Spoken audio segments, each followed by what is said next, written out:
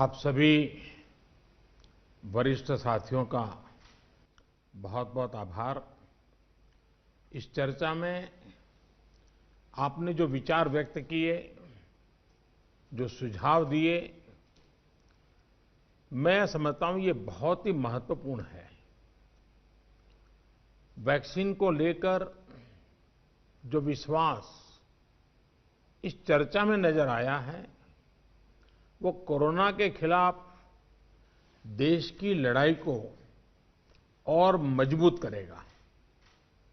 यहां जो प्रेजेंटेशन हुआ, उसमें भी विस्तार से ये बताया गया कि कितने दिनों से प्रयास चल रहे हैं, क्या क्या चल रहे हैं, अब कहां पहुंचे हैं और किस मजबूती से हम आगे बढ़ रहे हैं। साथियों, इस बारे में बीते दिनों में मेरी सभी राज्यों के मुख्यमंत्रियों से भी लंबी बात हुई थी। टीकाकरण को लेकर राज्य सरकारों के अनेक सुझाव भी मिले थे। कुछ दिन पहले मेरी मेड इन इंडिया वैक्सीन बनाने का जो प्रयास कर रही वैज्ञानिक टीमें हैं, काफी देर तक उनसे बहुत ही सार्थक मेरी बातचीत हुई है। वैज्ञानिकों से भी मिलने का मौका मिला है और भारत के वैज्ञानिक अपनी सफलता को लेकर बहुत ही आश्वस्त हैं। उनका कॉन्फिडेंस लेवल बहुत ही मजबूत है जी। अभी अन्य देशों की कई वैक्सीनों के नाम बाजार में हम सब सुन रहे हैं, लेकिन फिर भी दुनिया की नजर कम कीमत वाली सबसे सुरक्षित वैक्सीन पर है और इस वजह से स्वाभाविक है पूरी दुनिया की नजर भारत पर भी है। अहमदाबाद, पुणे और हैदराबाद जाकर मैंने ये भी देखा है कि वैक्सीन मैन्युफैक्चरिंग को लेकर देश की तैयारियां कैसी हैं। हमारे भारतीय manufacturers, ICMR, department of biotechnology और ग्लोबल इंडस्ट्री के अन्य दिग्गजों के बहुत ही संपर्क में रह करके तालमेल के साथ काम कर रहे हैं। आप एक तरह से मानकर चलिए कि सभी कमर कस के तैयार बैठे हैं। करीब करीब 8 ऐसी संभावित वैक्सीन है जो ट्रायल के अलग अलग चरण में और जिनकी मैन्युफैक्चरिंग भारत में ही होनी है।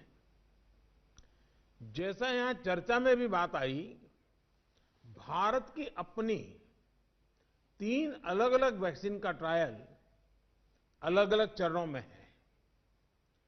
एक्सपर्ट्स ये मानकर चल रहे हैं कि अब कोरोना की वैक्सीन के लिए बहुत ज्यादा इंतजार नहीं करना पड़ेगा। माना जा रहा है कि अगले कुछ हफ्तों में कोरोना की वैक्सीन तैयार हो जाएगी। जैसे ही वैज्ञानिकों की हरी झंडी मिलेगी, भारत में टीकाकरण अभियान शुरू कर दिया जाएगा। टीकाकरण के पहले चरण में किसे वैक्सीन लगेगी, इसे लेकर भी केंद्र सरकार राज्य सरकारों से मिले सुझावों के आधार पर काम कर रही है। इसमें प्राथमिकता कोरोना के मरीजों के इलाज में जुटे health care workers, frontline workers और जो पहले से गंभीर बीमारियों से जूझ रहे हैं, वैसे बुजुर्ग लोगों को दी जाएगी। साथियों, वैक्सीन के डिस्ट्रीब्यूशन को लेकर भी केंद्र और राज्य सरकार की टीमें मिलकर के काम कर रही हैं। भारत के पास वैक्सीन डिस्ट्रीब्यूशन एक्सपर्टाइज और कैपेसिटी भी है। दुनिया के अन्य देशों के मुकाबले इस क्षेत्र में हम बहुत बेहतर हैं। हमारे पास टीकाकरण के लिए दुनिया का बहुत बड़ा और अनुभवी नेटवर्क भी मौजूद है। इसका पूरा लाभ उठाया जाएगा। जो कुछ अतिरिक्त कोल्ड चेन इक्विपमेंट, अन्य लॉजिस्टिक की जरूरत पड़ेगी, राज्य सरकारों की मदद से उसका भी आकलन हो रहा है।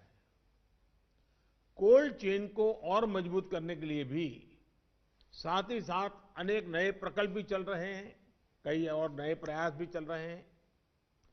भारत ने एक विशेष सॉफ्टवेयर भी बनाया है, कोविन, जिसमें कोरोना वैक्सीन के लाभार्थी वैक्सीन के उपलब्ध स्टॉक और स्टोरेज से जुड़ी रियल टाइम इंफॉर्मेशन रहेगी। भारत में कोरोना वैक्सीन की रिसर्च से जुड़े दायित्व के लिए विशेष टास्क फोर्स का गठन किया गया था और वैक्सीन से जुड़े अभियान का दायित्व नेशनल एक्सपर्ट ग्रुप को दिया गया है। इसमें टेक्निकल एक्सपर्ट्स हैं, केंद्र सरकार के संबंधित मंत्रालयों और विभागों के अधिकारी हैं, प्रत्येक जोन के हिसाब से राज्य सरकारों के भी प्रतिनिधि हैं। ये नेशनल एक्सपर्ट ग्रुप राज्य सरकारों के साथ मिलकर के काम कर रहा है। राष्ट्रीय और स्थानीय हर जरूरत के मुताबिक फैसले नेशनल एक्सपर्ट ग्रुप द्वारा सामूहिक तौर पर लिए जाएंगे। साथियों, वैक्सीन की कीमत कितनी होगी, इसे लेकर भी सवाल स्वाभाविक है। केंद्र सरकार इस बारे में राज्य सरकारों के साथ बात कर रही है। वैक्सीन की कीमत को लेकर फैसला जन स्वास्थ्य को सर्वोच्च प्राथमिकता देते हुए किया जाएगा और राज्य सरकारों की इसमें पूरी सहभागिता होगी। साथियों, एक राष्ट्र के रूप में भारत ने जो फैसले लिए, जिस प्रकार भारत ने तेजी से वैज्ञानिक तरीकों को अपनाया, उसका परिणाम आज दिख रहा है। भारत आज उन देशों में है जहां पर प्रतिदिन टेस्टिंग बहुत ज्यादा हो रही है। भारत आज उन देशों में है जहां पर रिकवरी रेट भी बहुत ज्यादा है।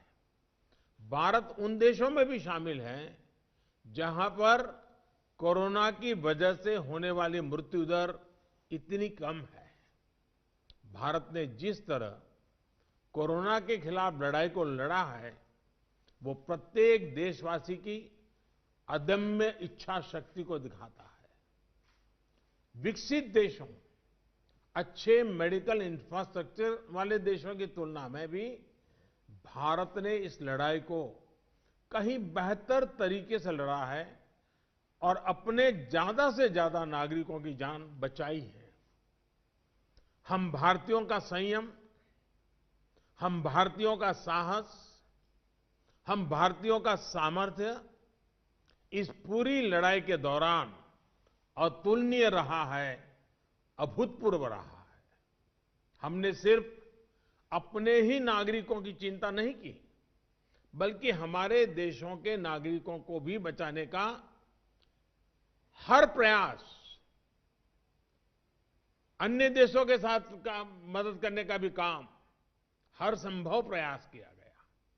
साथियों, फरवरी मार्च की आशंकाओं भरे, डर भरे माहौल से लेकर आज दिसंबर के विश्वास और उम्मीदों भरे वातावरण के बीच भारत ने बहुत लंबी यात्रा तय की है। अब जब हम वैक्सीन के मुहाने पर खड़े हैं, तो वही जन भागीदारी, वही साइंटिफिक अप्रोच, वही सहयोग आगे भी बहुत जरूरी है। आप सभी अनुभवी साथियों के सुझाव भी समय समय पर भी इसमें प्रभावी भूमिका निभाएंगे। आप सभी जानते हैं कि जब भी इतना व्यापक टीकाकरण अभियान चलता है तो अनेक प्रकार की अफवाहें भी समाज में फैलाई जाती हैं।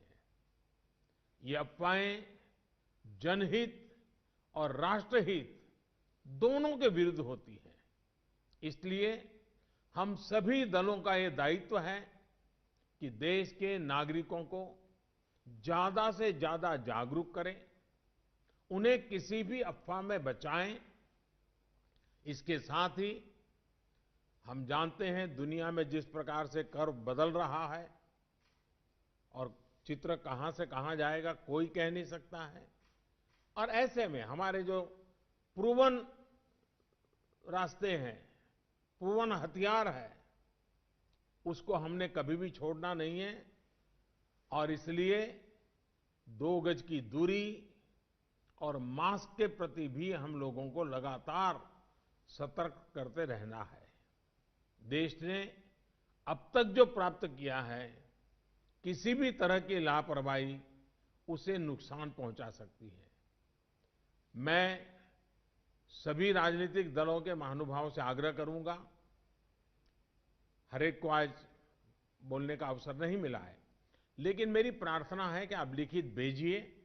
आपके सुझाव बहुत काम आएंगे, आपके सुझावों को गंभीरता से लिया जाएगा और योजना में वो भी बहुत पूरक होंगे। इन सभी आग्रह के साथ मैं आज आप सभी का बहुत बहुत आभार व्यक्त करता हूं। आपने समय निकाला, बहुत बहुत धन्यवाद।